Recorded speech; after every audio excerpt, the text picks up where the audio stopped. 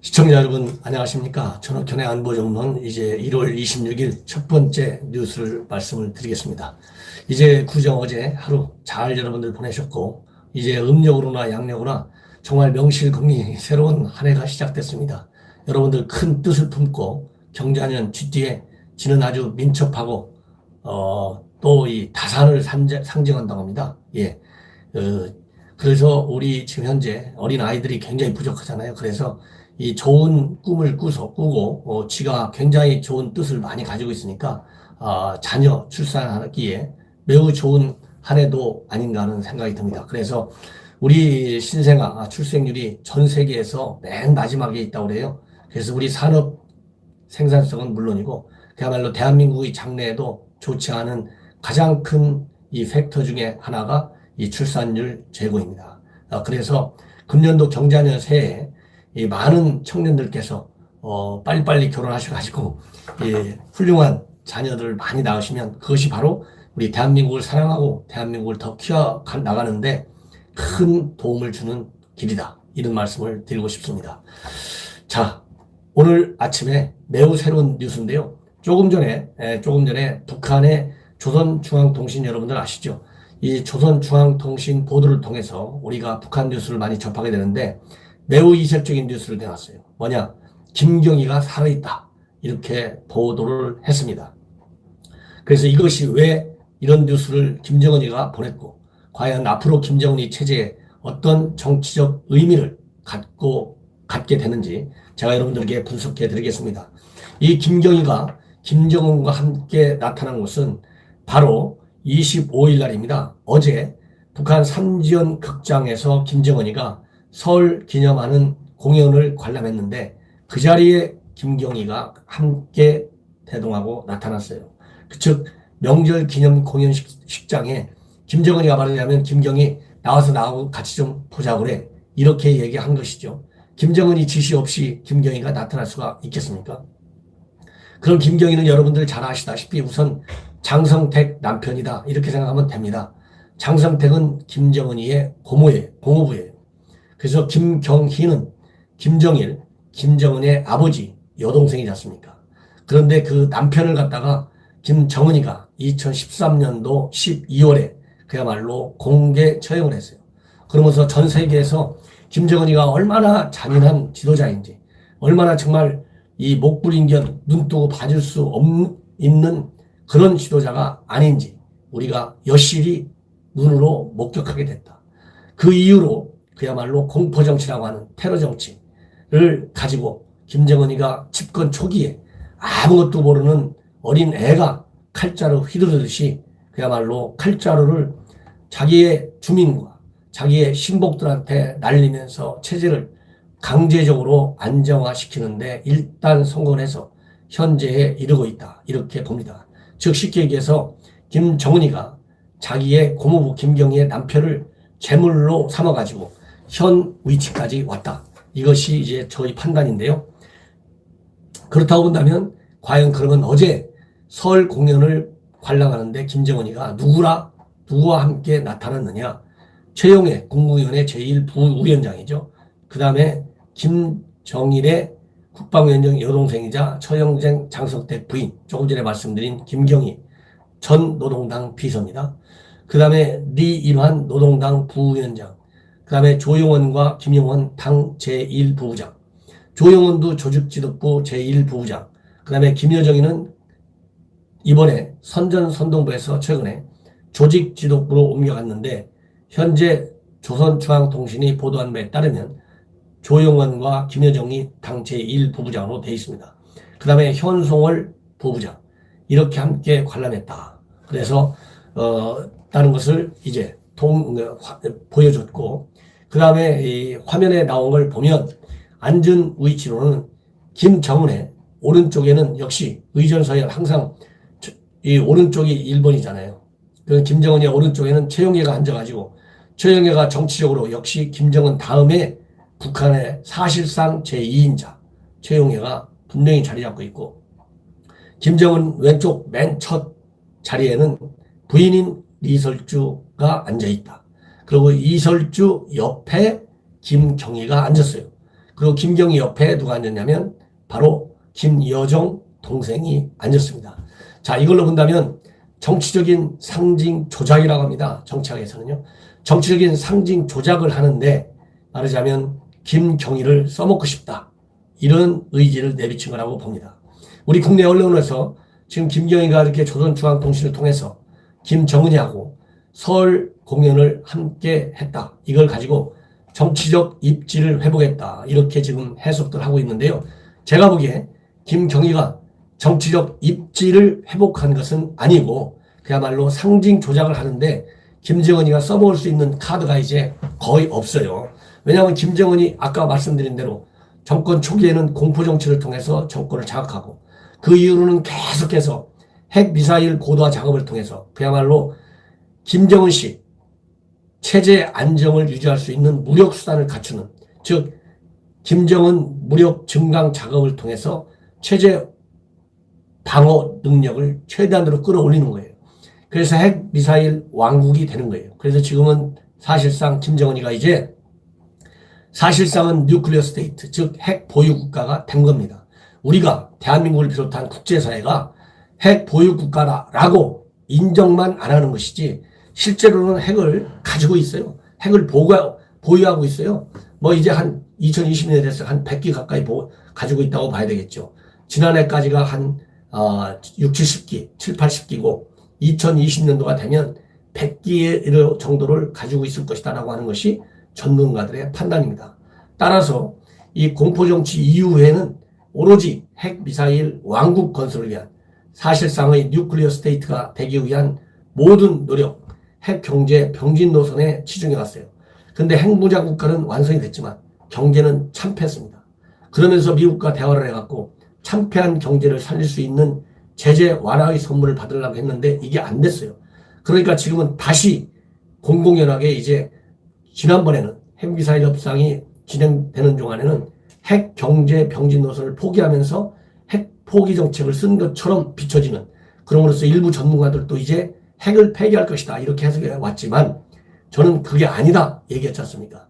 그런 것처럼 이제 핵도 경제도 다시 살리겠는데 핵을 살리기 위해서는 계속해서 핵미사일 비밀리에 증강 활동을 계속하고, 그리고 경제를 살리기 위해서는 미국이 쉽게 제재를 풀지 않는다는 걸 알았기 때문에 이제 자력갱생을 해나가는 건데, 이 자력갱생 과정에서 체제 내 불만 요인이 쌓이는 겁니다. 이 체제 내 불만 요인이 내부로부터, 즉 측근 이너서클에서부터 생기는 것뿐만 아니라 북한 주민들의 불만 수준이 상당히 높아질 수밖에 없어요. 그러니까 이걸 자력갱생이라는, 말하자면 캐치프레이즈를 걸고 체제 불만 요인을 줄여나가고, 또 한편으로는 이렇게 김경희를 앞장 세워가지고 김경희를 내세워서 나는 백두혈통이야. 김경희 죽이지 않았어. 왜냐하면 저는 2015년도에도 김경희 숙청설이 나돌았잖아요. 죽였을 것이다. 저는 시종일관 김경희를 죽일 이유가 하나도 없다. 만약에 김경희를 자기 고모부 장성택 처형하듯이 공개 처형하거나 아니면 비밀리에 처형하면 김정은이 정권은 끝장이 난다. 절대 정치적으로 김경희를 제거해가지고 덕볼 게 하나도 없다. 그냥 숨겼을 것이다. 목숨은 살아있을 것이다. 계속해서 시종일관 저는 그렇게 분석해 왔습니다.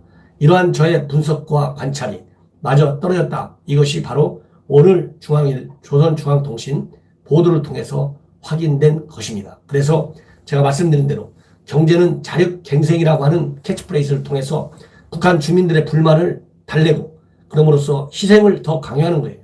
그리고 다른 한쪽에서는 이 김정은이가 핵미사일 고도화 작업은 하고 있지만은 주민도 굶어 죽이고 그 다음에 미국과도 하나도 선물도 못 받아내고 괜히 협상만 해가지고 결국 나온 게 뭐냐? 그리고 또 핵미사일 고도화 작업에 따른, 즉 북한 주민을 굶기는 데 따른 불만 요인이 많아요. 혼자 호화스러운 생활은, 사치스러운 생활은 일체 포기하고 있지 않지 않습니까? 이런 체제 불만 요인이 언제 어떤 형식으로 김정은이의 체제 전복, 정권 교체, 그야말로 체제의 기반을 흔드는 세력으로 조직화 될 수도 있다라고 하는 우려가 김정은이가 분명히 하고 있는 현재의 심리적 상태에 있다. 즉 현재 김정은이는 심리적 공황 상태에 빠져 있는 것이 맞습니다. 왜냐하면 이렇게 내부적인 요인도 있지만 미국과의 관계, 그다음에 남북과의 관계에서 남북한 관계에서도 전혀 경협을 받지 못하고 있고 미국 제재 완화 못 받고 있고 그다음에는 이란 사태로 인해서 김정은이가 상당한 미국의 군사적인 위협, 즉 딱 쪽집게, 딱 핀셋 공격 가능성이 살아있는 걸 이제 느껴졌습니까? 전에는 이런 서지컬 스트라이크가 하더라도 정확하게 김정은이라는 인물 하나만 딱 찍어서 공습이라든가 어떤 수단을 통해서 하기가 굉장히 어렵다. 그래서 남북한의 전면전을 말하자면 전면전을 각오하지 않고서는 절대 김정은에 대해서 선제 타격이라든가 그다음에 외과 수술 타격이라고 하죠. 서지컬 스트라이크. 이런 거를 못할 거다. 이렇게 한쪽으로는 안심을 하고 있었는데 이번에 이란 총사령관을 공습 정확하게 핀셋 사살하는 걸 보면 김정은이도 나도 이제 정말 남북한의 전면전으로까지 확대되지 않는 가운데서 내가 죽을 수도 있구나 이런 위기의식이 사로잡혀 있어요. 그래서 제가 보기에는 겉으로는 체제의 안정성이 확고한 것 같지만 이제 미국 간의 협상이 흐트러지고 우리 한국으로부터 경제 협력이라고 하는 큰 선물도 받지 못하니까 체제 불만적 요인이 확산되고 있다. 저는 그렇게 판단합니다. 왜냐하면 여러분들 동구권 무너지는 거 봤잖아요. 소련 무너지는 거 봤잖아요. 경제는 빵이 가장 큰 변수입니다. 그래서 제가 얘기가 좀 달라지지만 이번 4월 선거에서도 빵이 제일 문제다. 바보야, 경제가 문제야. 빌 클린턴으로 그거 캐치프레이즈 하나로 이겼지 않습니까? 현직 대통령 부시를. 그런 것처럼 이번 총선, 대한민국 총선도 이미 민생 파탄, 눈으로, 그리고 피부로 다 와 닿아요. 사방 가는데 지금 다 자영업자, 중소업자들 얼마나 어려움을 겪고 있습니까? 그렇기 때문에 북한도 사회주의 경제체제지만 마찬가지다. 빵 해결되지 않고서는 안 된다 이거예요. 그래서 빵 문제 해결, 그 다음에 김정은 3대 세습체제는 뭡니까? 우상화잖아요. 이 우상화의 뿌리가 뭡니까? 백두혈통의 뿌리예요. 그래서 지금 현재 백두혈통 김경일을 내세운 겁니다. 예. 이런 측면에서 김정은 체제가 흔들리고 있다. 저는 그렇게 분명히 보고 싶고 지난번에 김평일 대사도 불러드렸잖아요. 지난 연말에. 이것도 일각에서는 김평일이 데려다 죽이려고 한다. 이제 제거하려고 한다. 끝내버린다고 한다. 이렇게 봤지만 저는 그렇게 보지 않았지 않습니까? 미국과의 관계, 국제적인 고립 국면, 현재 체제의 위기 국면에서 이 김평일을 조금이라도 써먹을 수 있는 그야말로 대미 외교, 그 다음에 김정은이의 외교 전반에 관해서 한마디라도 좀 듣고 배울 수 있는 그러한 귀중한 인적 자산이 필요하다. 그래서 김평일도 불러드렸지 김평일을 데려다가 공포정치하려고 부르지는 않았을 것이다. 저는 그렇게 판단했는데 이게 김평일과 그 다음에 김경희 한 세트로 보면 이게 뭡니까? 백두혈통이잖아요. 지금 김정은이는 백두혈통이라 해봐야 자기 그 형은 이 정치에 관심 없잖아요. 이 관심 없고 그 다음에 김여정이는 비교적 똘똘하게 잘 하고 있어요. 근데 김여정이 하나 갖고 부족한 거예요. 여러 번. 그리고 김여정이 그 어린 동생을 너무 내세우기에는 자기의 체제의 안정성을 확고히 다져나가면서 이익이 성공적으로 끌기가 어렵다 이렇게 판단한 거예요. 그래서 연륜, 경륜이 필요하다. 그래서 김평일도 불려드렸고 김경희도 살아났다고 하는 것을 지금까지는 2013년도 9월 공개된 이후에 안 나왔으니까 횟수로 따지면 7년이고 정확히 계산하면 한 6년 6개월 정도 만에 공개했지 않습니까? 이 공개한 것은 내가 김경희 안 죽였고 살려있어. 나는 벨트혈통의 3대 세습 후계자야. 그러니까 나 더 이상 건들지 마. 경제적으로 불만 있더라도 참고 미국과의 관계, 국제적 고립 이렇게 하더라도 나의 지시에 절대 충성을 다하라. 이런 정치적인 메시지를 주기 위해서 이렇게 내보였다. 그래서 어쨌든지 간에 김경희 이제 그동안에 해외 나가서 치료도 받는다 어쩐다 이런 얘기들이 많았었는데 결국은 최근에 들어서 김정은이가 이제 수단이 없으니까 통치할 수 있는 수단이 없으니까 백두혈통에 매달리고 있다. 좌청력 500호 한쪽으로는 백두혈통 한쪽으로는 자력 갱생 그리고 큰 물줄기는 핵미사일의 고도화 작업 핵미사일 왕국 그래서 지금 미국에 대해서도 정면 돌파, 충격적 행동 이렇게 자신 있게 나오고 있는데요. 자신 있게 나올 수 있는 실질적인 눈에 보이는 그리고 손에 잡히는 실적이 없어요. 그래서 이렇게 쇼 정치를 하고 있다. 저는 그렇게 판단합니다. 그래서 지난 연말서부터 이 백두혈통 강조 차원에서 백두산을 2번씩이나 등장했지 않습니까? 그래서 항일 빨치산 투쟁 정신을 강력히 강조하면서 우상화 교육, 체제 수호 의지를 분명하게 밝히고 있고요. 이제는 백두산 등정에 의해서 김경희 제2탄으로 또 보여줘가지고 백두혈통 내가 확실히 지켜갈 거야. 건들지 마. 내가 잘할 테니까 좀 참아줘. 이런 메시지를 북한 주민들한테 지금 주고 있다. 예. 그래서 이 통신에서 발표한 내용 중요한 거 하나만 말씀을 드린다면 관람자들은 김정은 동지만을 절대적으로 믿고 따르며 위대한 우리 당의 탁월한 정면 돌파 사상과 실천 강령을 받들고 여기서 탁월한 정면 돌파 사상이 한쪽으로는 자력경생 그리고 다른 한쪽으로는 미국과의 정면 돌파 즉 충격적 행동 무력 도발을 얘기하는 것이죠. 김정은 동지만을 절대적으로 믿고 따른다 이렇게 돼 있잖아요. 절대 충성하라 절대 복종하라 이런 얘기입니다. 그 다음에 불그리 혁명정신과 견인 불발의 투쟁정신 당 창건 75돌이 되는 뜻깊은 올해에 사회주의 강국 건설사에 특기할 새로운 승리를 일으켜 나갈 혁명적 열의에 충만되어 있었다. 이렇게 밝히고 있어요. 여기서 사회주의 강국 건설에는 정치 사상적으로 백두혈통 3대 세습체제의 정통성 확보 여기에 75돌이라고 하는 꺾어지는 해. 그래서 김경희가 필요하다. 여러분들 이 정도면 이제 이해하시죠? 정치 사상적으로 또 정치 체제의 특성상 3대 세습체제 백두혈통 그다음에 항일 빠지단 정신 그리고 사회주의 강국 건설에는 75돌 형식적으로 이런 것이 어우러져서 김경희를 공개 활동하는데 보여주었다. 이것이 저의 메시지입니다. 이 얘기는 뒤집으면 그만큼 김정은 체제가 흔들리고 있고 안에서 체제 불만 세력들이 조직화될 수 있는 골든타임이 올 수도 있다. 쉽지 않지만 저는 그렇게 봅니다. 그래서 바로 이때야말로 우리 대한민국 문재인 정권은 미국과 함께 최고의 압박 전선에 동참해야 됩니다. 경제적인 제재 확실하게 더 조여나가야 되고 군사적으로 살아있다는 옵션 카드 계속 책상 위에 올려놓고 보여줘야만이 김정은이가 한국과 미국 국제사회를 무서워한다. 그래서 한미일 공조 체제를 강화하고 그래서 시간이 걸리더라도 외부 뉴스를 계속 날려가지고 풍선도 계속 우리 지금 탈북단체들이 풍선 넘겨줬는데 풍선으로 심리전 활동하고 있는데 9.19 남북 합의에서 못하게 돼 있어요. 그리고 확성기 다 꺼서 심리전 못하게 돼 있어요. 그러나 다시 심리전을 살려야 된다. 그래서 이렇게 체제가 흔들릴 때 완벽하게 흔들려갖고 김정은이가 무너지도록 해야만이 김정은이의 핵이 우리 손으로 넘어오지 이렇게 협상 일변도 현 신년사에서 밝힌 대로 대북 경력 사업을 한다고 핵이 포기되지 않는다. 핵의 포기는 확고한 군사적인 압도적 우위, 무력 과시와 실제화될 수 있는 위협. 그 다음에는 다양한 정보 작전을 통해서 김정은 체제를 무너뜨릴 수 있는 휴민토화 그리고 심리전 활동을 강화하는 길밖에 없다. 이런 것을 말씀드리면서 제 방송 2일 첫 방송 가름하겠습니다.